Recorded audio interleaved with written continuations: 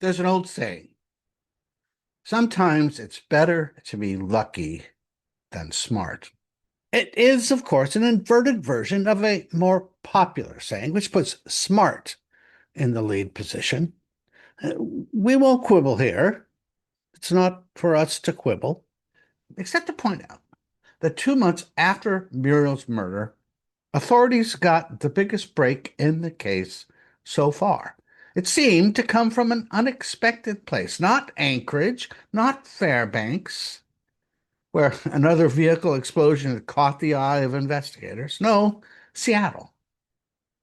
Seattle, Washington. Some of you, many of you may be asking, why Seattle? It's so far away.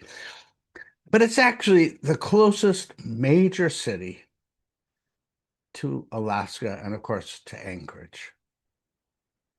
Anyway, on November 19th, 1976, the Seattle Times broke a front page story under the subhead, Travel Agent Killed.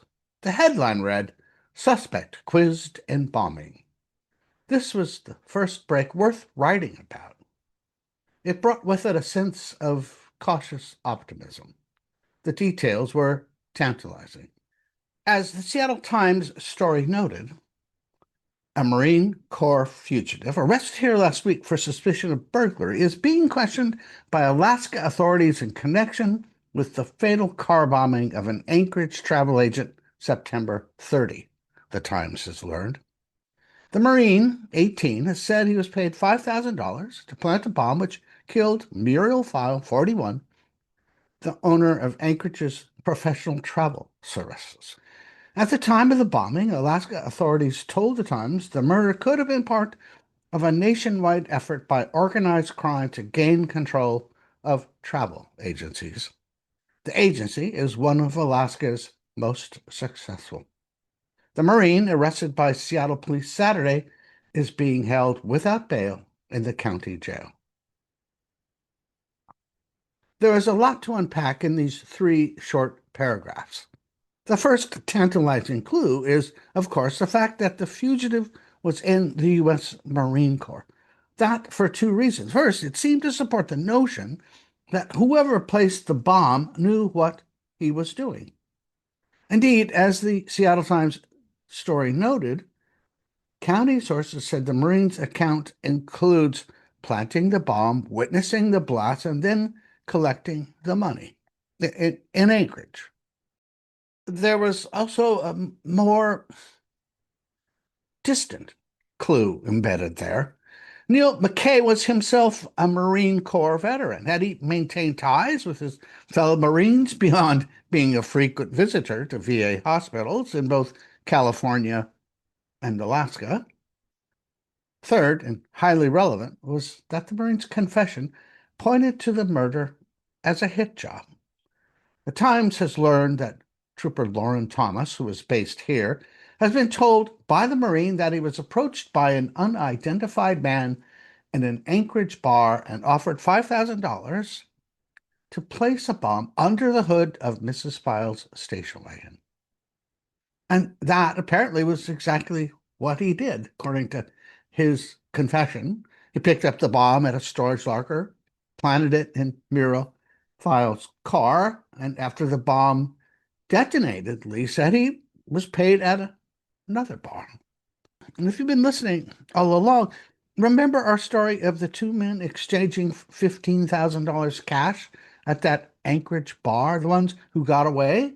And that's the thing. The $5,000 payday seemed realistic, especially as compared to the $100 bargain basement rates cited by Donnie Wayne Pitts. In cases such as these, however, especially unsolicited confessions, the devil is in the details. And in fact, there was another detail that lent more than a little credibility to the guy's confession. He told officers he'd stolen $1,500 from an Anchorage amusement center where he'd previously worked. That admission was confirmed by his former employer, who added new details. According to Mario Tomasi, owner of Turf News on Anchorage's 4th Avenue, Lee allegedly took more than $4,000 and jewelry from his business. He noted that Lee was employed there at the time of the theft. Other details, however, proved more vexing. First of all, if you have 9 grand and change, I'm combining the two thefts and payoff for the bomb, why were you arrested for questioning in a Seattle burglary? And why were you staying at the First Avenue Service Center? That's a place you go when you need a bed and you don't have the money. And maybe this is just me, but why would anyone in their right mind take on a hit job from a completely unknown person? You might consider that you're being set up. And at any rate, just like Donnie Wayne Pitts, the details started to betray David Lee. He wrongly identified the color of Muriel Files' Volvo. It was bright orange. Well, you can hardly mistake that color. Unless, of course, you're colorblind, which Lee said he was. Then the name of his hit job contact turned out to be fictitious, protecting his identity. Maybe can't find the storage locker where he allegedly picked up the bomb. Okay, that's just now working. The Seattle police sources were not particularly troubled by these discrepancies. It said, quote, that his account seems to be checking out. Checking out, that is, until it wasn't.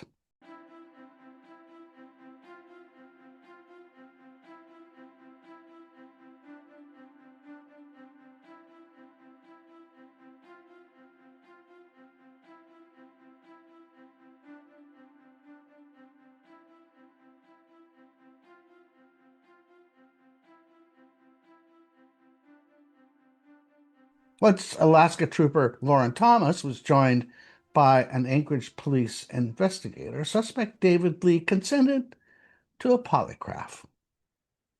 By then, they knew that David Brian Lee was an escapee from the psychiatric ward at Camp Pendleton. And not only did he fail the exam, he agreed that, yes, I'll admit, I fabricated the story to get attention. It gets a little nuttier. When he was interviewed by investigator Joe Acton, Anchorage Police, Lee revealed that he was really two persons, David Lee and Crazy Bob. Investigator Acton concluded that David Lee did not commit the bombing, but that Crazy Bob might have. Equally bizarre, David Lee added that he wanted to die or to be sent to prison for life. He said he got the idea from newspaper accounts of a guy named Gary Gilmore, who was a prison inmate in Utah, scheduled to be executed at the hands of a firing squad. He'd committed 2 separate murders in October 1976, and he accomplished his wish. David Lee did not. He was sent back to Albany, Oregon, where he faced felony theft charges. So there it was. By the 1 year mark, so we keep going, Muriel's murder was still unsolved. The lead investigator, Joe Acton, seemed to agree with the better lucky than smart theory. Interviewed 1 year after the murder, Acton told reporter Gene Abbott that people think cops are inherently smart, but activist Abby Hoffman once said cops couldn't catch a cold if someone didn't help, and he's absolutely right. I think sooner or later we'll find the killer of Muriel File, but we're open for any and all assistance. And it wasn't for lack of trying. In the year or so since Muriel's murder, Acton had chased a series of dead ends. He'd collected and shipped 81 bags of evidence to crime labs for processing. He'd followed up leads on 15 suspects, Most of them turned out to be cranks in it for the cheap thrills. At least 2 dozen people have tried to take credit for the crime, Acton noted. But we have nothing solid on anybody. Tips still kept coming in. Conversations overheard in Anchorage bars, tips from narcotics officers about, quote, heavy dudes in crime circles. At one point, Acton even went to a seance. I've only been to one, he said, and I won't go to another. The guy claimed to have made contact with Muriel File, but it all went in circles. Obviously, it was no lead. All he had to show for his work was an 18-inch binder. This is not Kojak, Acton added, where the case is solved between commercial breaks. This is a long upward climb.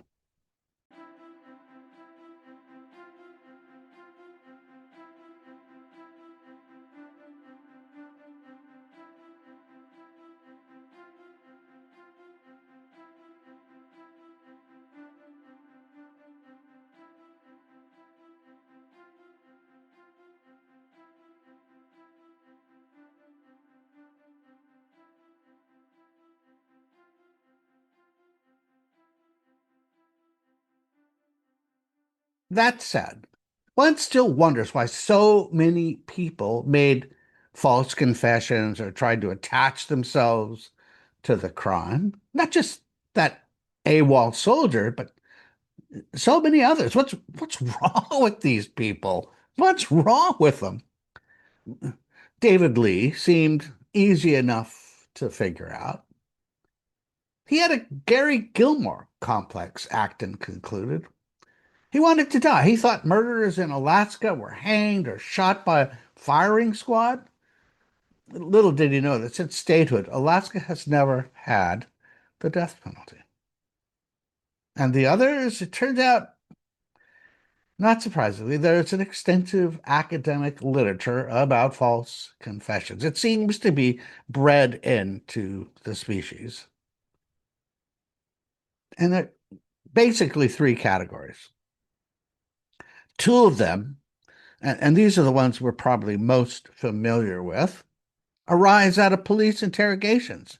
They go after the guy, go after the guy, go after the guy, go after the guy. And hey, eventually they break. Then there's another one called internalized false confessions. This is where somebody who's innocent and denies any involvement put through a series of tactics that, again, end up in the same place. But the difference is these people internalize their belief in their own guilt. They come to believe they really committed the crime. Sort of like, what? Implanted memories? Don't you remember you did that, man? Don't you? Don't you? But what we're seeing in the Muriel File case is actually something else. It's what Casson calls voluntary false confessions. And we're going to hear a little bit from Dr. Saul Casson. And we use this with gratitude. He deserves the credit, not me. I'm not an expert, but let's hear from an expert.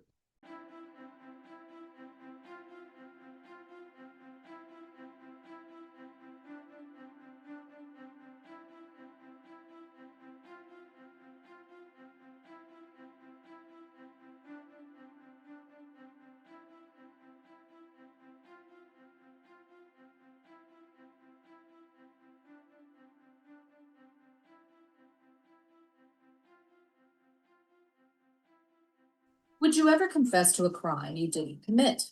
Most people answer that question with a resounding no.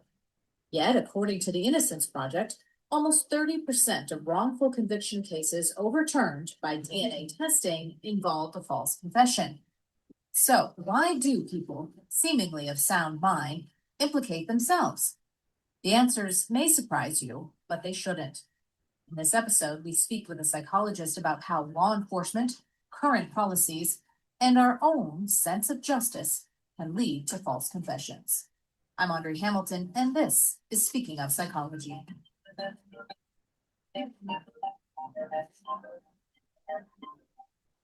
Saul Passon is a distinguished professor of psychology at John Jay College of Criminal Justice.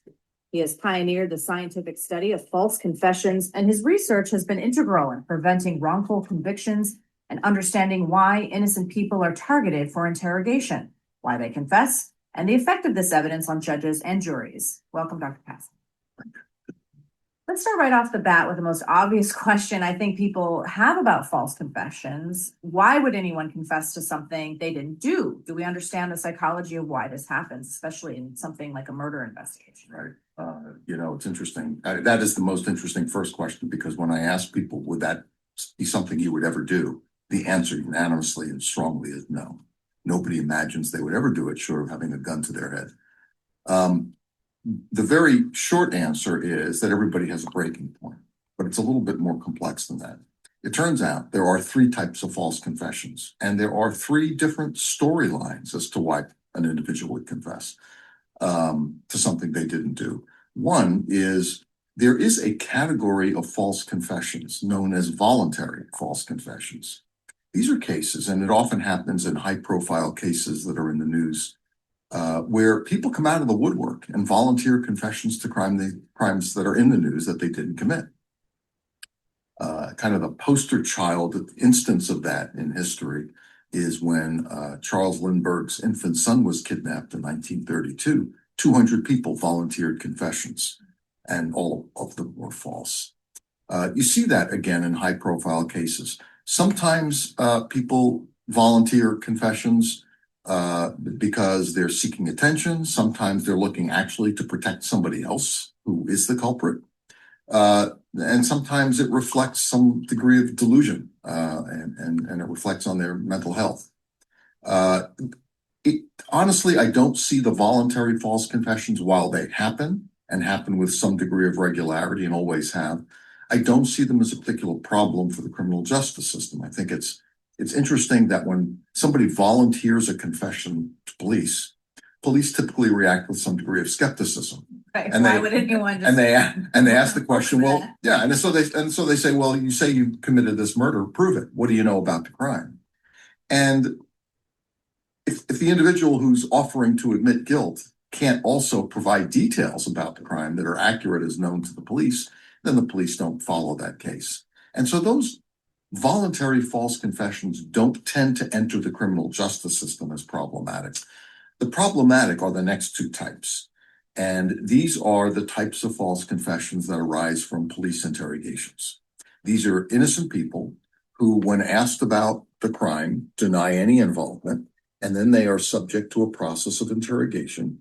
And it is as a result of that process of interrogation that a confession is produced. So these are categories of police-induced false confessions. The way in which the two categories differ is the most common form is you bring a person in who denies involvement, who is now subject to a harrowing and relentless interrogation. Promises may be made, threats may be made, promises implied, threats implied, stress level is increased.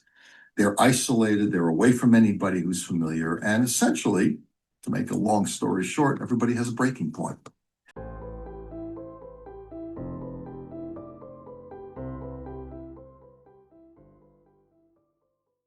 I want to pick up on one thing that Dr. Kassan said, which is the police may be skeptical. Because here's a guy coming off the street, charged with burglary, and saying, oh, by the way, that murder up in Alaska? Because, as he says, they start to check on the facts. Right? And if it doesn't match, okay, dude, I'm sorry. But the problem here, obviously, is the people who pick him up are in Seattle. And so they don't actually know all the details of the crime. You can see that there's enough to say, I don't know, David, but he had enough grasp of the details of the crime to make them say it seems to be checking out. And so you really now have this big production. There's the cop who's stationed in the state of Washington. He's always an Alaska state trooper, keeping that contact with the lower 48. Again, that's just the relationship between Seattle and Anchorage, writ large.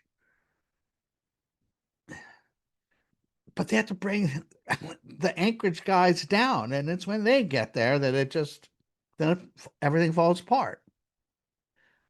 Sorry, David, that burglary charge, you're going to have to face up.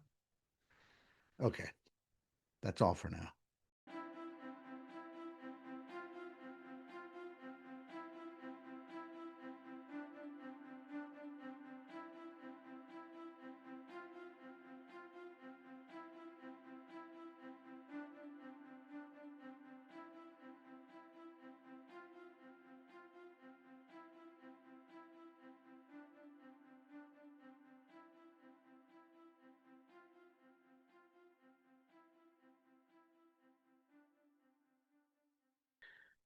One of the things Joe Acton addressed, of course, is this whole notion that the television version of crime solving has a format. It's a 22-minute show or a 50-minute show. And so commercial break, there's progress. Next commercial break, maybe a little side trip into, oh no, they're not there. And by the time of the last commercial break, the thing is solved.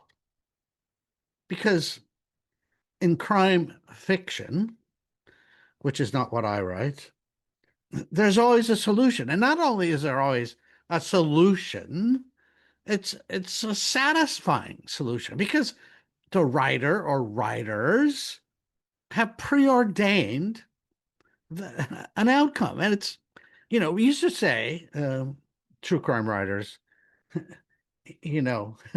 there's true crime and then there's the perfect crime. The perfect crime is always fictional. In fact, I have to say, one of the reasons I was intrigued by this story was, first of all, the complications. This stretches out over an almost 10-year period. In fact, if you go backwards in history, it's more than a decade as this thing sort of winds its way out. The second thing I think worth repeating here, and I don't mean to, well, I sort of do, mean to impugn the reputation of the Anchorage Police Department, certainly during this period. And I say that because my first book, set in Alaska, was about serial killer Robert Hansen. And it should come as no surprise that Mr. Hansen, who got away with serial murder for more than a decade, was active at this very same period. And the Anchorage police had no luck capturing him either. And there's stories about the Anchorage police during this period. So there's that. The second thing that I think we're up against here that intrigues me is and I've talked about it a little bit before, the nature of this crime. If you're a police officer in any jurisdiction except for those where the mafia is active, you just don't see car bombs. It's an outlier, if you will, to a certain degree. And certainly during this period in Alaska, I mean, all the means were there. There's plenty of dynamite flying around in the state of Alaska because the oil business was going boom busters. And dynamite and C3 and C4 explosives, plastic explosives, that sort of merged out of the Vietnam War, were also coming into to use. So, and we'll talk about those issues later on. Well, no, let's talk about them now, because the first analysis was that this was dynamite. This is they even, speculated as to how many sticks of dynamite it would take. 2 or 3, I think. I'll correct myself later if I'm wrong. But the point being, at the end of the day, once all those bomb materials and everything and the chemical analysis was done by the FBI, turned out it was a C3 or a C4 plastic explosives. And why is that important? Because C3 and C4 are much more stable. And in the Vietnam War, some troops, if they needed a fire, would literally light the plastic explosives on fire, and it didn't blow up. You needed an explosion to make it explode, which, of course, points to a more sophisticated device. And again, who has that kind of expertise? Well, there's a big military presence in Alaska. Still is. Was at the time, still is. And of course, we pointed to people in the oil business. So that's something we need to explore. We will explore. Not now. you got to hold out something, man. Okay. Enough of that. Good luck if you're looking into this on your own. Good luck. See you next time.